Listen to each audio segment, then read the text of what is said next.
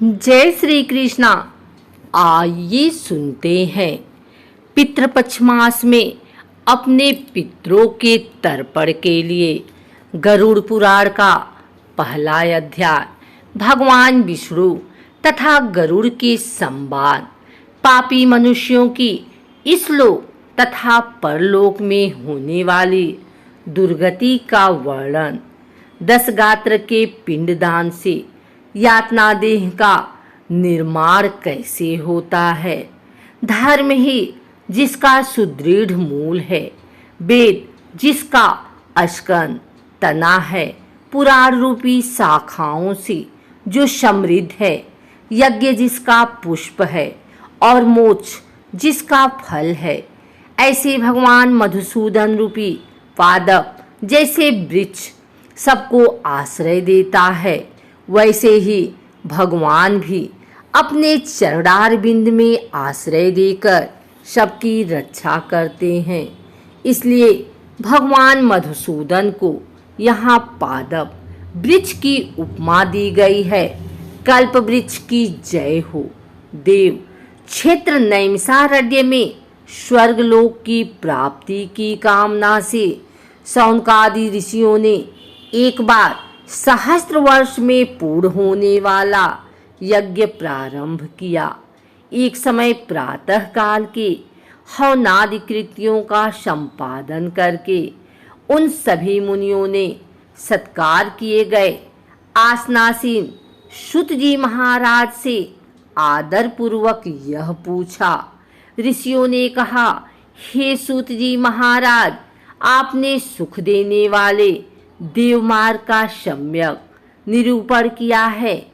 इस समय हम लोग भयावह यतमार्ग के विषय में सुनना चाहते हैं।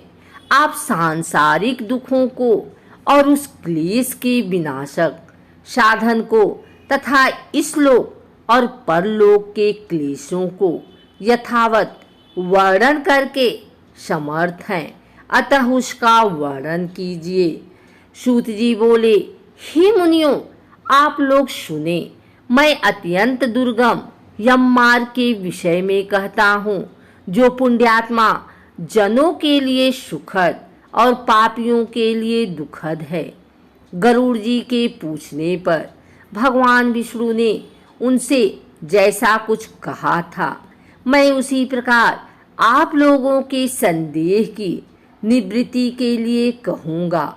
किसी समय बैकुंठ में सुखपूर्वक विराजमान परम गुरु श्री हरि से बिंता पुत्र गरुड़ जी ने विनय से झुककर पूछा। गरुड़ जी ने कहा, हे देव, आपने भक्ति मार्ग का अनेक प्रकार से मेरे समक्ष वर्णन किया है और भक्तों को प्राप्त होने वाली उत्तम गति के विषय में भी कहा है। अब हम भयंकर यम मार्ग के विषय में सुनना चाहते हैं। हमने सुना है कि आपकी भक्ति से विमुख प्राणी वही नरक में जाते हैं। भगवान का नाम सुगमतापूर्वक लिया जा सकता है। जिह्वा प्राणी के अपने बस में है तो भी लोग नरक में जाते हैं। ऐसी अधम मनुष्यों को बार बार धिक्कार है। इसलिए हे भगवान, पापियों को जो गति प्राप्त होती है तथा यम मार्ग में जैसे वे अनेक प्रकार के दुख प्राप्त करते हैं, उसे आप मुझसे कहें। श्री भगवान बोले, हे पछिंद्र, सुनो, मैं उस यम मार्ग के विषय में कहता हूँ जिस मार्ग में पापी जन नरक की यातना करते हैं और जो सुनने वालों के लिए भी भयावह है। हे ताक्ष्य, जो प्राणी सदा पाप परायण है, दया और धर्म से रहित है, जो दुष्ट लोगों की संगति में रहते हैं, सत शास्त्र और सत्संगति से विमुख हैं, जो अपने को स्वयं प्रतिष्ठित मानते हैं, अहंकारी हैं तथा धन और मान के मद में चूर हैं, आसुरी शक्ति को प्राप्त हैं तथा दैवी संपत्ति से रहित हैं, जिनका चित्त अनेक विषयों में आसक्त होने से भ्रांत है, जो मोह के जाल में फंसे हैं और कामनाओं के भोग में लगे हैं। ऐसे व्यक्ति अपवित्र नरक में गिरते हैं। जो लोग ज्ञानशील हैं वे परम गति को प्राप्त होते हैं। पापी मनुष्य दुखपूर्वक यम यातना प्राप्त करते हैं। पापियों को इस लोक में जैसे दुख की प्राप्ति होती है और मृत्यु के पश्चात वे जैसी यम यातना को प्राप्त होते हैं, उसे सुनो।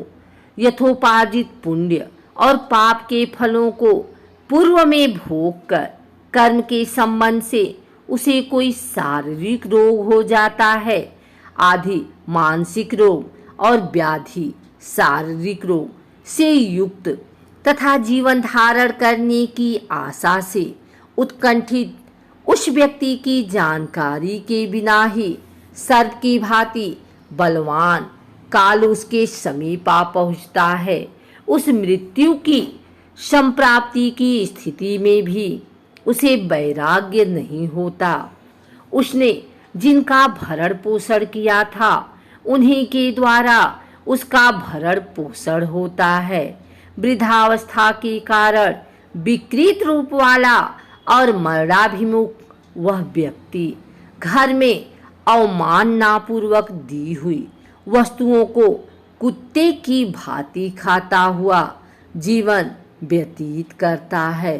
वह रोगी हो जाता है, उसे मंदाग्नि हो जाती है और उसका आहार तथा उसकी सभी चेष्टाएं कम हो जाती हैं।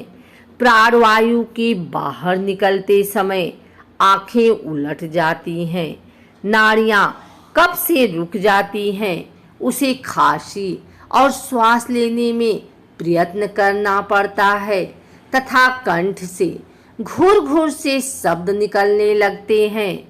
चिंतामग्न स्वजनों से घिरा हुआ तथा सोया हुआ वह व्यक्ति काल पास के वशीभूत होने के कारण बुलाने पर भी नहीं बोलता। इस प्रकार कुटुंब के भरण पोषण में ही निरंतर लगा रहने वाला अजितेंद्रिय व्यक्ति अंत में रोते बिलखते बंधु बांधवों के बीच उत्कट वेदना से संज्ञा शून्य होकर मर जाता है। हे गरुड़, उस अंतिम क्षण में प्राणी को व्यापक दिव्य दृष्टि प्राप्त हो जाती है, जिससे वह लोक परलोक को एकत्र देखने लगता है। अतः चकित होकर वह कुछ भी नहीं कहना चाहता। यमदूतों के समीप आने पर भी सभी इंद्रियां विकल हो जाती हैं, चेतना जड़ीभूत हो जाती है और प्राण चलायमान हो जाते हैं। आतुर काल में प्राण वायु के अपने स्थान से चल देने पर एक क्षण भी एक कल्प के समान प्रतीत होता है और 100 बिच्छुओं के डंक मारने जैसी पीड़ा होती है। वैसी ही पीड़ा का उस समय उसे अनुभव होने लगता है। वह मरणासन व्यक्ति फेन उगलने लगता है और उसका मुख लार से भर जाता है। पापी जनों के प्राणवायु अधोद्वार गुर्दा मार्ग से निकलते हैं।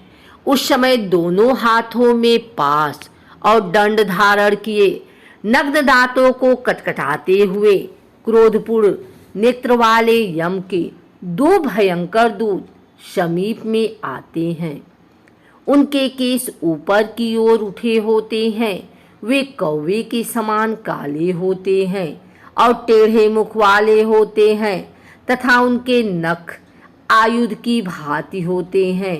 उन्हें देखकर भयभीत हृदय वाला वह मरणासन प्राणी मलमूत्र का विसर्जन करने लगता है। अपने 5 भौतिक शरीर से हाय हाय करते हुए निकलता हुआ तथा यमदूतों के द्वारा पकड़ा हुआ वह अंगुष्ठ मात्र प्रमाण का पुरुष अपने घर को देखता हुआ यमदूतों के द्वारा यातना देह से ढक करके गले में बलपूर्वक पासों से बांधकर सुदूर यम मार्ग यातना के लिए उसी प्रकार ले जाया जाता है जिस प्रकार राजपुरुष दंडनीय अपराधी को ले जाते हैं। इस प्रकार ले जाने से उस जीव को यम के दूत तर्जना करके डराते हैं और नरकों के तीव्र भय का पुनः पुनः वर्णन करते हैं। यमदूत कहते हैं, हे दुष्ट, शीघ्र चल, तुम यमलोक जाओगे। आज तुम्हें हम सब कुंभपाक आदि नरकों में शीघ्र ही ले जाएंगे। इस प्रकार यमदूतों की बाणी तथा बंधु बांधवों का रुदन सुनता हुआ वह जीव जोर से हाहाकार करके विलाप करता है और यमदूतों के द्वारा प्रताड़ित किया जाता है। यमदूतों की तर्जनाओं से उसका हृदय विदीर्ण हो जाता है, वह कांपने लगता है। रास्ते में कुत्ते काटते हैं और अपने पापों का स्मरण करता हुआ वह पीड़ित जीव यम मार्ग में चलता है। भूख और प्यास से पीड़ित होकर सूर्य, दावाग्नि एवं वायु के झोंकों से संतृप्त होते हुए और यमदूतों के द्वारा पीठ पर कोड़े से पीटे जाते हुए उस जीव को तपी हुई बालुका से पूर्ण तथा विश्राम रहित और जल रहित मार्ग पर असमर्थ होते हुए भी बड़ी कठिनाई से चलना पड़ता है। थककर जगह जगह गिरता और मूर्छित होता हुआ वह पुनः उठकर पापी जनों की भांति अंधकारपूर्ण यमलोक में ले जाया जाता है। 2 अथवा 3 मुहूर्त में वह मनुष्य वहां पहुंचाया जाता है और यमदूत उसे घोर नरक यातनाओं को दिखाते हैं। मुहूर्त मात्र में यम को और नारकी यातनाओं के भय को देखकर वह व्यक्ति यम की आज्ञा से आकाश मार्ग से यमदूतों के साथ पुनः इस लोक मनुष्य लोक में चला आता है। मनुष्य लोक में आकर अवधि वासना से बद्ध वह जीव देह में प्रविष्ट होने की इच्छा रखता है, किंतु यमदूतों द्वारा पकड़कर पास में बांध दिए जाने से भूख और प्यास से अत्यंत पीड़ित होकर रोता है। हे ताच्य, वह पातकी प्राणी पुत्रों से दिए हुए पिंड तथा आतुर काल में दिए हुए दान को प्राप्त करता है तो भी उसे नास्तिक को तृप्ति नहीं होती। पुत्रादि के द्वारा पापियों के उद्देश्य से किए गए श्राद्ध, दान तथा जलांजलि उनके पास ठहरती नहीं, अतः पिंडदान का भोग करने पर भी वे क्षुधा से व्याकुल होकर यम मार्ग में जाते हैं। जिनका पिंडदान नहीं होता वे प्रेत रूप में होकर कल्प पर्यंत निर्जन वन में दुखी होकर भ्रमण करते रहते हैं। सैकड़ों करोड़ कल्प बीत जाने पर बिना भोग किए कर्म फल का नाश नहीं होता और जब तक वह पापी जीव यातनाओं का भोग नहीं कर लेता तब तक उसे मनुष्य शरीर भी प्राप्त नहीं होता। हे पक्षी, इसलिए पुत्र को चाहिए कि वह 10 दिनों तक प्रतिदिन पिंड दान करे। हे पक्षी श्रेष्ठ, वे पिंड प्रतिदिन 4 भागों में विभक्त होते हैं। उनमें 2 भाग तो प्रेत के देह के पंचभूतों की पुष्टि के लिए होते हैं, तीसरा भाग यमदूतों को प्राप्त होता है और चौथे भाग से उस जीव को आहार प्राप्त होता है। 9 रात दिनों में पिंड को प्राप्त करके प्रेत का शरीर बन जाता है और 10वें दिन उसमें बल की प्राप्ति होती है। हे खग, मृत व्यक्ति के देह के जल जाने पर पिंड के द्वारा पुनः 1 हाथ लंबा शरीर प्राप्त होता है, जिसके द्वारा वह प्राणी यमलोक के रास्ते में शुभ और अशुभ कर्मों के फल को भोगता है। पहले दिन जो पिंड दिया जाता है उससे उसका शरीर बनता है। दूसरे दिन के पिंड से ग्रीवा, गर्दन और अस्कन तथा तीसरे पिंड से हृदय बनता है। चौथे पिंड से पृष्ठभाग, पांचवें से नाभि, छठे तथा सातवें पिंड से क्रमशः कटी, कमर और गुहांग उत्पन्न होते हैं। आठवें पिंड से जांघें और नवें पिंड से घुटने तथा पैर बनते हैं। इस प्रकार 9 पिंडों से देह को प्राप्त करके 10वें पिंड से उसकी क्षुधा और तृषा, भूख प्यास ये दोनों जागृत होती हैं। इस पिंडस्थ शरीर को प्राप्त करके भूख और प्यास से पीड़ित जीव 11वें तथा 12वें 2 दिन भोजन करता है। 13वें दिन यमदूतों के द्वारा बंदर की तरह बंधा हुआ वह प्राणी अकेला उस यम मार्ग में जाता है। हे खग, मार्ग में मिलने वाली बैतरणी को छोड़कर यमलोक के मार्ग की दूरी का प्रमाण 86,000 योजन है। वह प्रेत प्रतिदिन रात दिन में 247 योजन चलता है। मार्ग में आए हुए इन 16 पुरों या नगर को पार करके पातकी व्यक्ति धर्मराज के भवन में जाता है।